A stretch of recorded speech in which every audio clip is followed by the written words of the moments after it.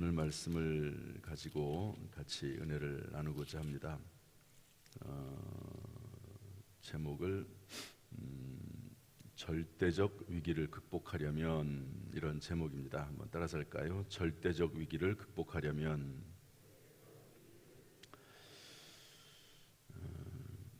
오늘 말씀은 이제 아수르라고 하는 나라가 히스기야 왕이 유대를 통치하고 있을 때 이제 유대를 정복하기 위해서 왔을 때 이야기입니다. 이미 북이스라엘은 멸망을 했습니다. 우리나라가 남과 북으로 되어 있듯이 이 당시에는 북쪽은 이스라엘, 남쪽은 유다 이렇게 되어 있거든요. 그런데 북쪽 이스라엘은 아수르라고 하는 대제국에 의해서 이미 멸망을 해버리고, 남쪽은 그래도 신앙을 유지하고 있었기 때문에 하나님께서 이렇게 보호를 해주셨습니다. 그래서 그래도 멸망당하지 않고 근근히 이어가고 있는데, 그때 통치했던 왕이 누구냐면 히스기야라고 하는 왕입니다. 유명한 왕이죠. 한번 다 합시다. 히스기야. 그런데 이 히스기야 왕 때 아수르 왕 사네립이 쳐들어왔습니다.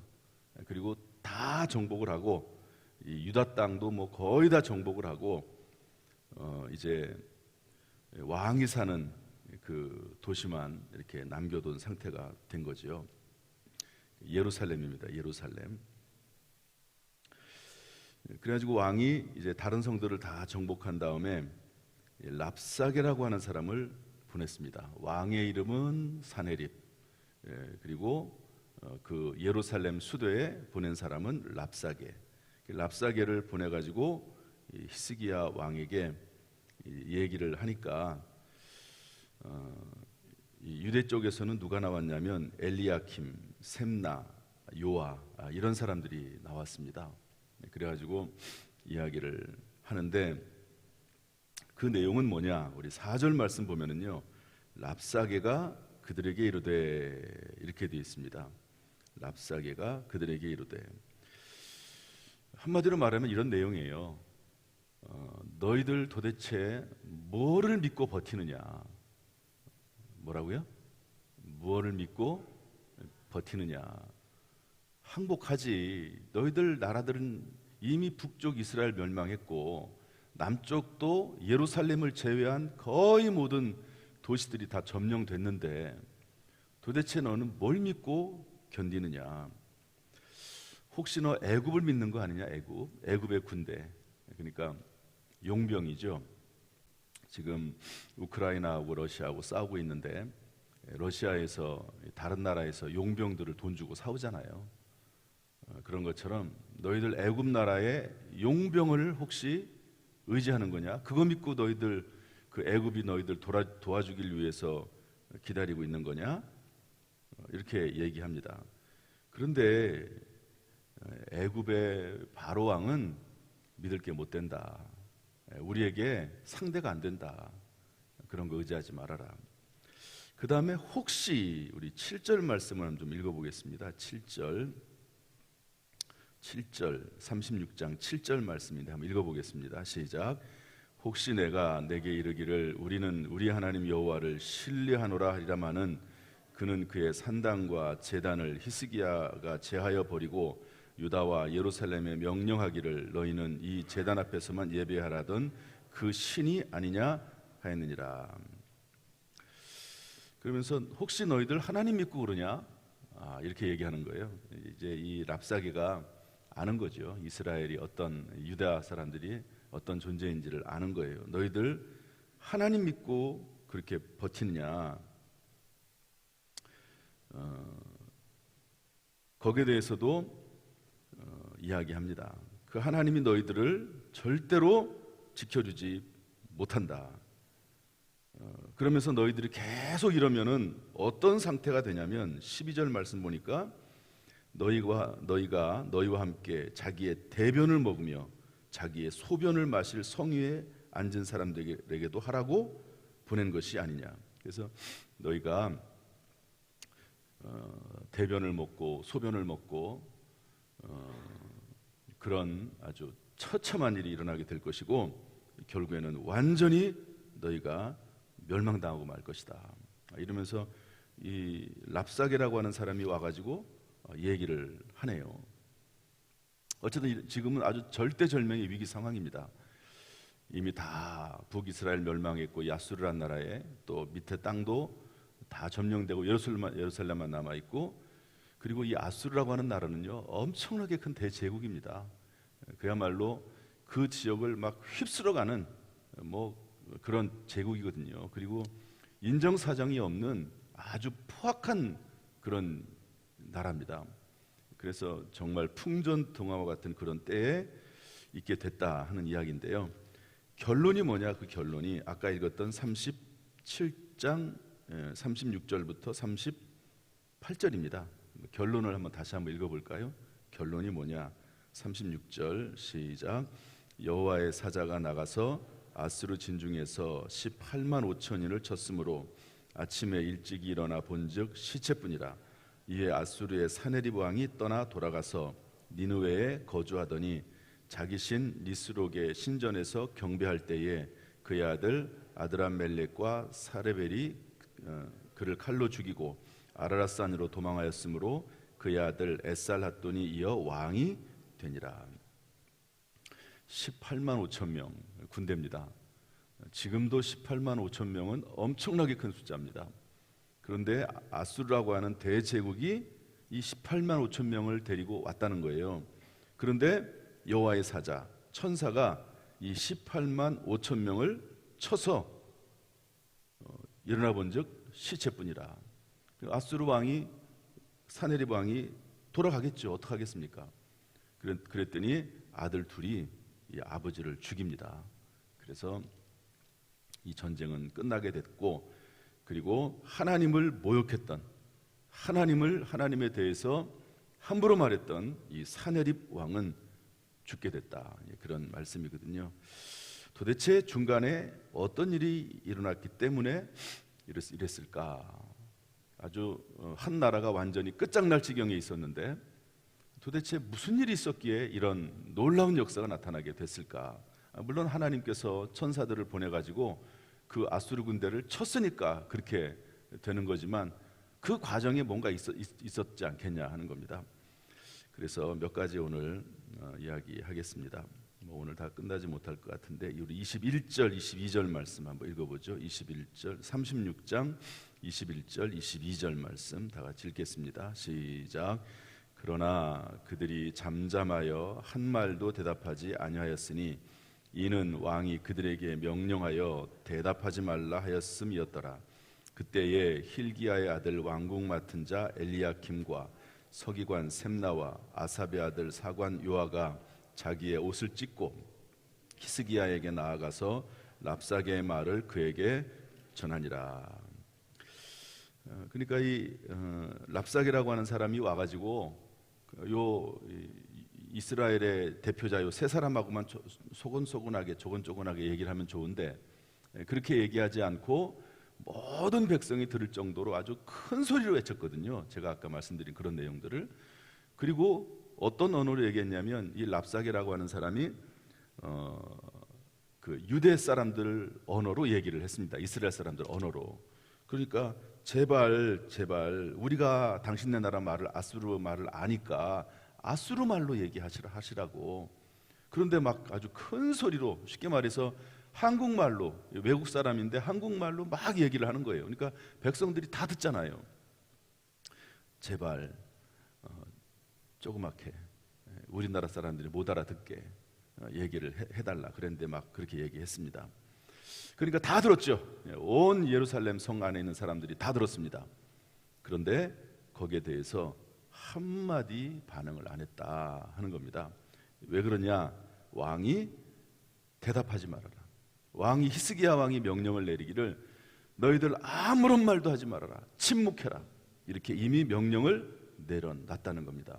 그런데 그 말을 백성들이 다 들었어요. 다 순종했습니다. 이제 너희들 랍사게라고 하는 사람이 와서 무슨 말을 하든지 간에 너희들 그 말을 귀담아 듣지 말고 혹시 그 말을 듣고 혹시 마음에 어떤 동료가 있을지라도 거기에 대해서 아무런 반응을 보이지 말고 잠잠해, 침묵해. 이렇게 왕이 명령을 딱 내려놓으니까요, 그 명령에 대해서 백성들이 다 순종했다 하는 겁니다. 위기를 만났을 때, 때때로 어떤 영적 전쟁이 있을 때는요, 이 침묵이 필요할 때도 있습니다. 한번 저를 따라서 하시죠. 영적 전쟁에는 때로 침묵이 필요할 때가 있다. 여러분, 여리고성을 정복할 때 그 여리고성을 하루에 한 바퀴씩 6일 동안 돌고 마지막 날 7바퀴를 돌라고 하잖아요. 7일째 되는 날. 그때 여호수아가 뭐라고 말하죠? 침묵해라, 말하지 말아라, 그렇게 명령을 내립니다. 또 예수님도요, 빌라도 앞에서 침묵합니다. 예수님이 죄가 없으신 분인 것을 예수님도 알고 빌라도도 알아요. 예수님이 적극적으로 방어했으면 결국 어떻게 될지 몰랐을지, 아마 그건 아무도 모르는 거죠. 그런데 예수님께서는 하나님의 뜻을 이루어 나가기 위해서 철저히 침묵하십니다. 침묵. 히스기야는 왜 잠잠하라고 했을까? 그 이유는 사람의 말에 민감하게 반응하면 분노하게 되어 있습니다. 여러분, 이제 저쪽에서 막 안 좋은 말을 하고 또 욕하고 저주하고 거기에 대해서 그 말을 그대로 받아들여 가지고 반응을 보이기 시작하면요, 속에서 분노가 생기게 되어 있거든요. 그게 그리고 밖으로 표출되게 되어 있습니다. 그리고 더 중요한 것은 뭐냐면요, 하나님의 음성을 듣지 못합니다. 사람의 말에 자꾸 반응하고 그 말도 안 되는 저주스러운 말에 자꾸 반응하고 그러면요, 평정심을 잊어버리기 쉽습니다. 그 말을 들으면요, 아마 이런 사람들이 반드시 있었을 것입니다. 그 안에 랍사게의 말도 다 틀린 것은 아니야. 어떤 부분은 우리가 귀담아 들을 필요가 있어.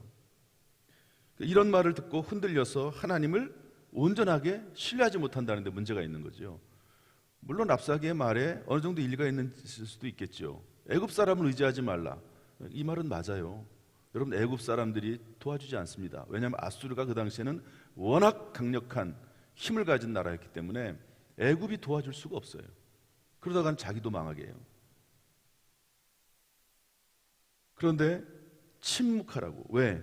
자꾸 사람이 말이라고 하는 게 한 번 말을 뱉어놓기 시작을 하면 그 다음부터는 그 말을 주워 담기가 또 어렵습니다. 그러니까 일단은 침묵해라.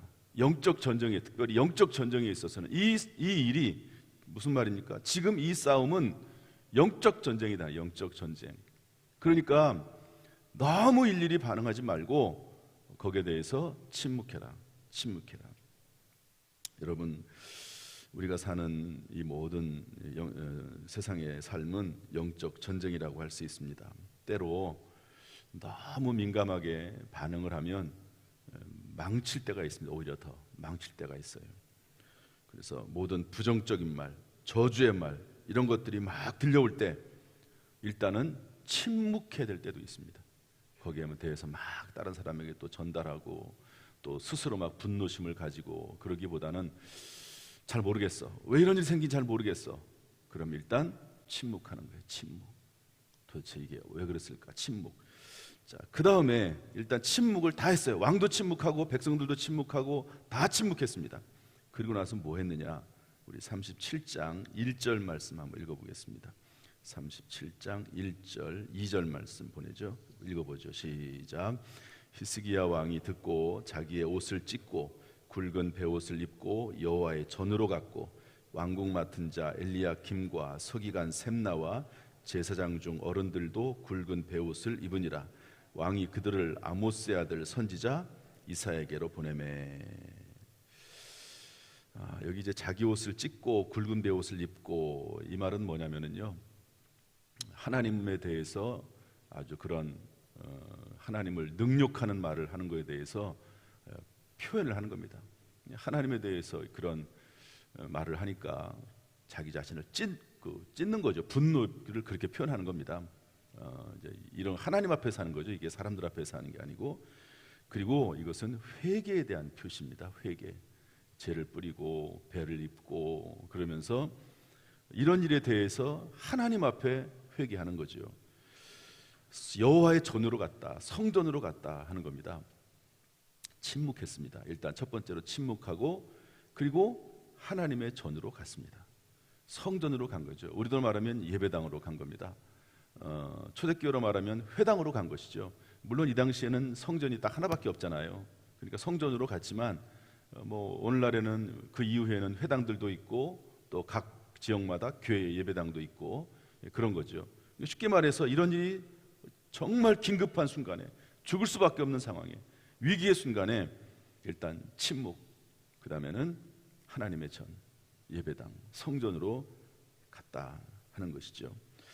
이야기도 좀 해야 되는데 그 다음에 세 번째가 뭐냐면 이사야에게로 보냈습니다. 아까 그 세 사람을 이사야 선지자에게 보냅니다. 누구한테 보냈다고요? 선지자에게. 왜 보냈을까요? 이사야 선지자의 의견을 들어보려고. 도대체 본인도 물론 히스기야 왕도 영적으로 깨어있는 사람이기 때문에 기도하는 사람입니다. 성전을 제일 찾아가기도 하고. 그런데 그 당시에 하나님께서 세우신 이사야 선지자에게 사람을 보내가지고 이런 일이 있습니다. 선지자님도 아시지 않겠습니까? 도대체 여기에 대해서, 이 일에 대해서 하나님께서는 뭐라고 말씀하십니까? 그리고 기도 부탁을 합니다. 이사야 선지자에게. 본인도 기도하지만 이사야 선지자에게 기도 부탁을 하는 것이죠. 이 당시의 성전은 오늘날 예수 그리스도와 같습니다.